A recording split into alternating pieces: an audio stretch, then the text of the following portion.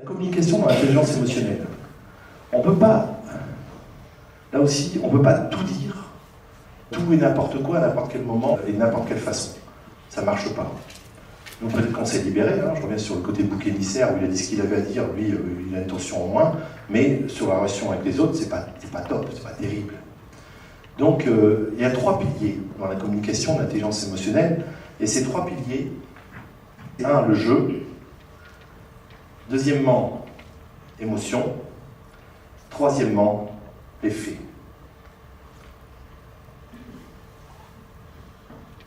Alors, je vais détailler pour l'instant le jeu, parce que quand on parle à la première personne, on peut tout dire.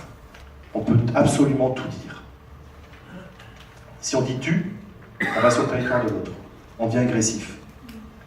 T'as oublié de faire ceci, t'as pas fait cela, t'as encore machin.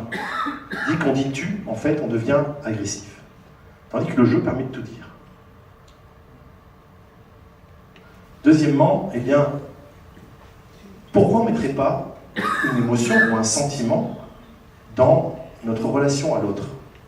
C'est très important. On l'a vu tout à l'heure, ça permet d'exprimer une émotion, donc de ne plus la garder en nous. Mais deuxièmement, pour l'autre, c'est extraordinaire, parce que ça va lui permettre d'avoir une jauge, d'avoir un curseur. On dit attention, si vous dites à quelqu'un, écoute là, vraiment, je suis très embêté par rapport à ça, il est embêté, donc j'ai une jauge d'urgence et d'importance par rapport à ce qu'il me dit. Donc je vais en tenir compte. Et puis, troisièmement, c'est rester dans les faits. Voilà. On ne parle pas, on ne dit pas, on ne parle pas dans quelque chose qui n'existe pas. Quand on a une relation avec quelqu'un, eh bien, elle est honnête, elle est directe, mais elle reste dans les faits.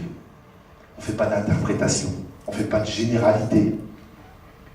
Tous les hommes ils sont comme ceci, tous les femmes elles sont comme cela, tous les ceci, tous les cela, tous les... Parce qu'on peut aller très loin là-dessus. Hein. Tous les arabes, tous les ceci. Bon, bref. On arrive à quoi? La généralité, on arrête ça, la généralité. On reste dans les faits. Voilà. Donc, on construit ces phrases avec ces 3 piliers. Je suis très embêté de te dire ça, mais j'ai remarqué que hier, eh bien, tu avais encore une fois garé ta voiture de travers, et que moi, ça m'a empêché de mettre ma voiture. Il faut que tu comprennes quand même que si moi, voilà, j'ai du mal à garer ma voiture, est-ce que tu pourrais, à l'avenir, eh bien, la garer un peu mieux, et comme ça, eh bien, ce sera mieux pour toi, et ce sera mieux pour moi. C'est simple.